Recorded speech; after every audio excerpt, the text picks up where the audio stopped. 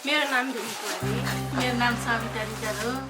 मेरो नाम गीता अधिकारी हो मेरो नाम पुष्पा मगर हो सानो राई नमस्ते सुनिता चौलागाई मेरो नाम लक्ष्मी राई म तारा बास्कोटा मेरो नाम समीक्षा बास्कोटा अझै पनि हाम्रो फ्याक्ट्रीमा भनौँ न मोर देन 60-70% आर वुमेन होइन उनीहरू नै छन् मेरो काम गरेको 7 वर्ष भयो 4 वर्ष भयो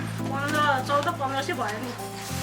यहाँ काम गरेको चाहिँ कति 5-6 वर्ष भइसक्यो 6 वर्ष भइसक्यो 18 वर्ष जस्तो भइसक्यो मैले काम गरेको चाहिँ 13 वर्ष भयो मलाई पनि आफ्नो खाने एउटा मेरो बाबु छ बाबुले बिहान उठेर कति बजे चाहिँ 7 बजे यहाँ आएपछि त म धेरै ग्रिन टी नै खान्छु छिटो हुन्छ तर होइन मलाई चाहिँ ब्ल्याक टी भन्दा त्यो ग्रिन टी ठिक लाग्छ ब्लड प्रेसरहरूलाई पनि कम गराउनु सुगर मोटो फर्मलाई पनि घटाउने पहिला चाहिँ मिठो लाग्दैन अहिले चाहिँ मिठो लाग्छ घरमा चिया खानु त भ्याउँदैन तातो पानी अनि कागती पानी खायो त्यो पनि पकाउँदैछ अनि फेरि अफिस कहिले पुग्ने त्यही हो क्या भ्याउँदैन मिठो पहिला त अब यो ग्रिन टी भन्ने थाहा भएको यहीँ काम गरेपछि हो त्यसरी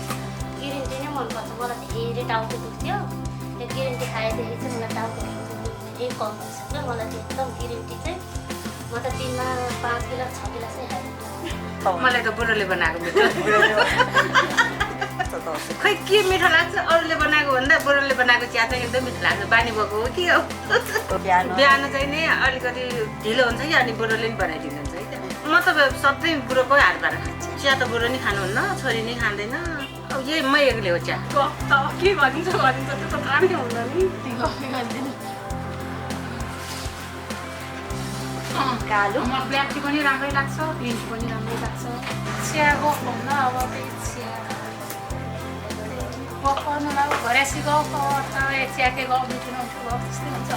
हामी आफै बनाउँछ हामीलाई हाम्रै चिया मिठो लाग्छ त्यसमा त मलाई दुधको चिया चाहिँ एकदम मनपर्छ 2002 मा जोइन गर्दाखेरि हाम्रो फ्यामिलीको फर्स्ट लेडी हो जो चाहिँ चियामा मैले जोइन गरेँ भनौँ न मलाई टेस्टी थियो त्यस्तो त कोही छैन मलाई त मेरै हातले बनाएको यो इन्डस्ट्री एज अ वुमेनको लागि एकदमै राम्रो छ